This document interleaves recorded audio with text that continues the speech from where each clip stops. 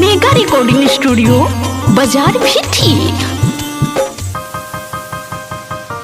Music by Amit Singh.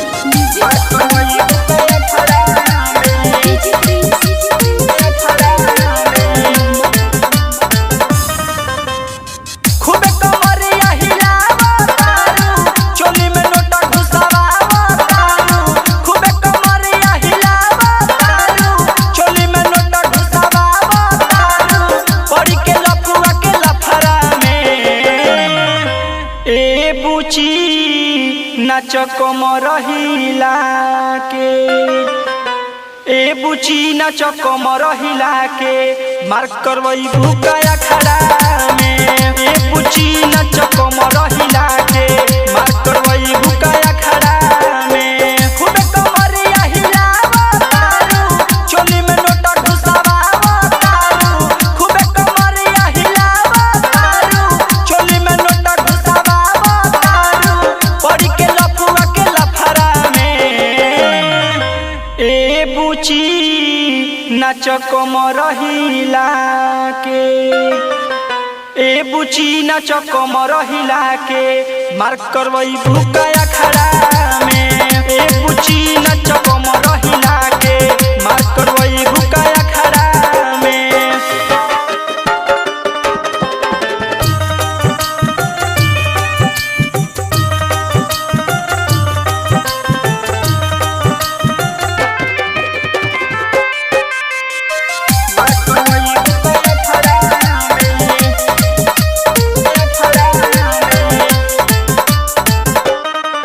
तनी चोली सरकावो तनी लहंगा उठावो। तनी चोली सरकावो तनी लहंगा उठावो। लोग ढोली पर बेहाल भइल बा।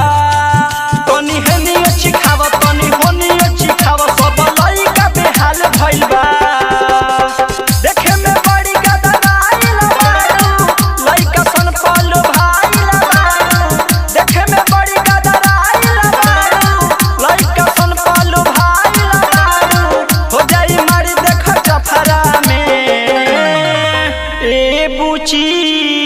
नाच कमर हिला के ए बुची नाच कमर हिला के मार्क करवई भूकाया खड़ा में। ए बुची नाच कमर हिला के मार्क करवई भूकाया खड़ा में।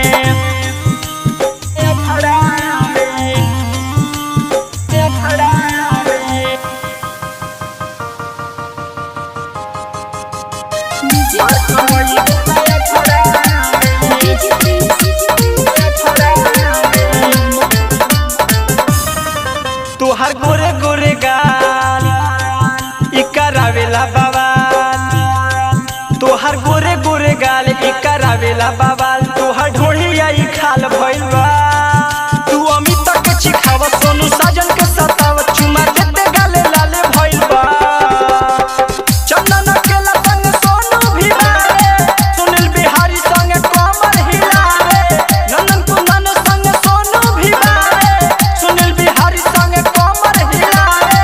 माल बटाई बखरा में ए बुची नाच कमर हिला के ए बुची नाच कमर हिला के मार्क करवई भूकाया खड़ा में।